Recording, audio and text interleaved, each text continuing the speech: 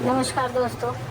आज के वीडियो में बात करेंगे कि हम घर में नींबू कैसे उगाएं। गमले में हम आसानी से नींबू उगा सकते हैं।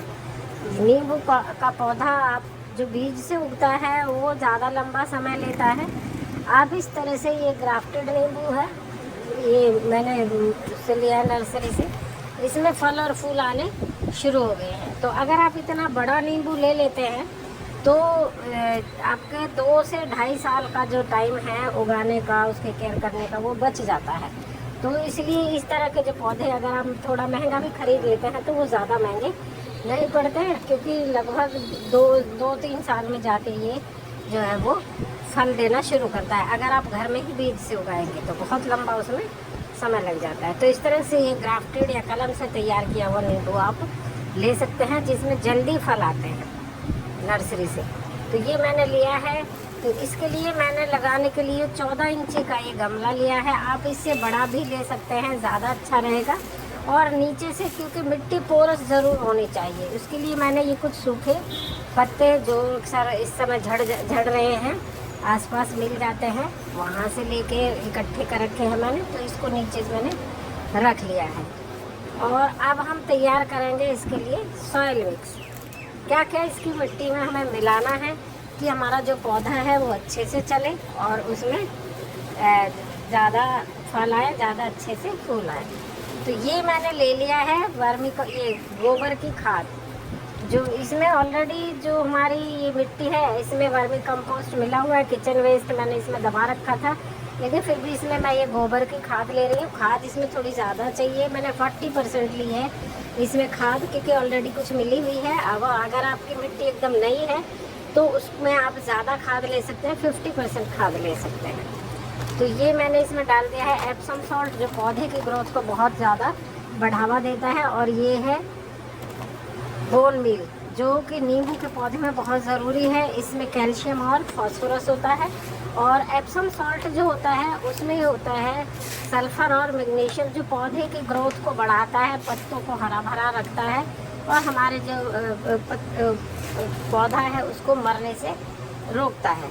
तो ये कुछ ज़रूरी पोषक तत्व हैं जो हमने इस मिट्टी में मिला दिए हैं। क्योंकि ज़मीन में जब आप लगाते हैं तो मिट्टी में से जड़ें दूर दूर से अपने आप न्यूट्रिशन ले लेती हैं। लेकिन अगर आप गमले में लगा रहे हैं तो फिर आपको ज़रूरी है कि आप उसमें ज़्यादा न्यूट्रिशन दें, क्योंकि लिमिटेड जगह है। तो ये आप देख सकते हैं बहुत टाइट हो रखा है, बिल्कुल फिक्स हो रखा है।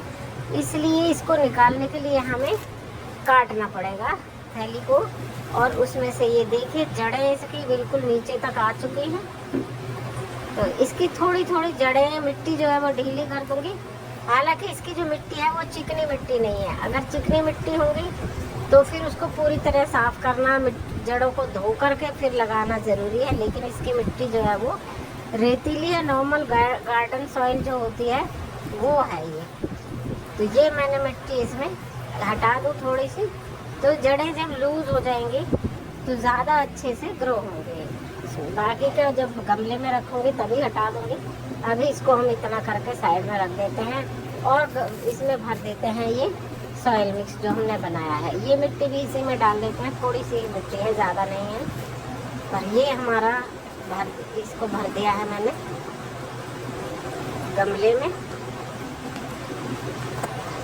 नींबू आसानी से आप उगा सकते हैं। घर में उगाई हुई कोई भी चीज़ जो आप आसानी से उगा सकते हैं उगा लें, क्योंकि ऑर्गेनिक चीज़, घर में उगाई हुई जो चीज़ है, जो सब्ज़ी है, फल है, जो भी है, उसका स्वाद अलग होगा।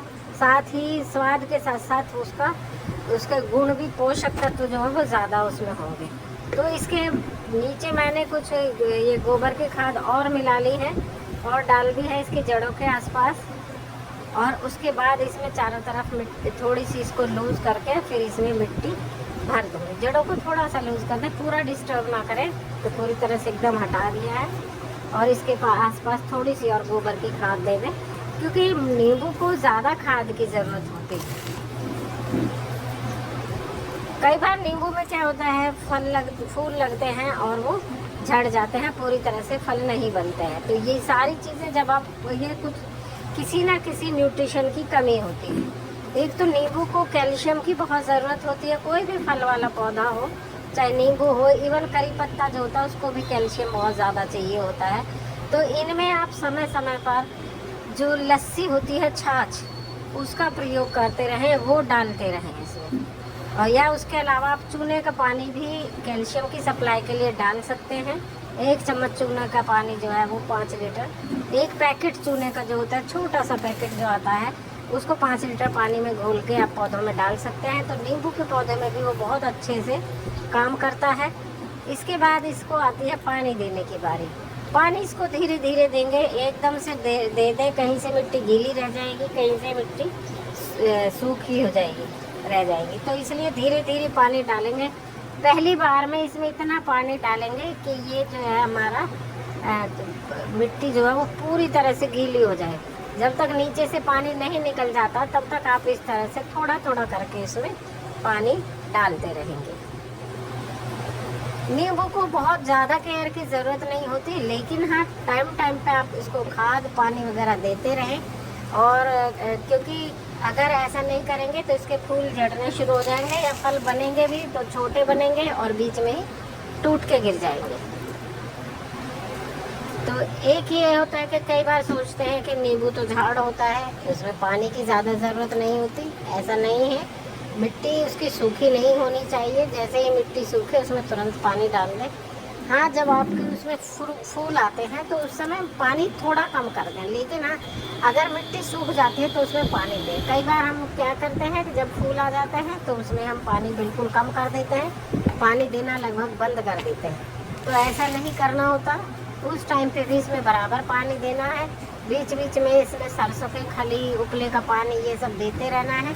और महीने 20 दिन के अंतराल पे इसमें क्या करना है, आपको सॉलिड खाद देना है। चाहे वो वर्मी कंपोस्ट भी हो सकता है और वो गोबर की खाद भी हो सकती है। अब मैंने इसमें फुल एक बार में पानी दे दिया है और ये हमारा नींबू लग के हो गया है तैयार।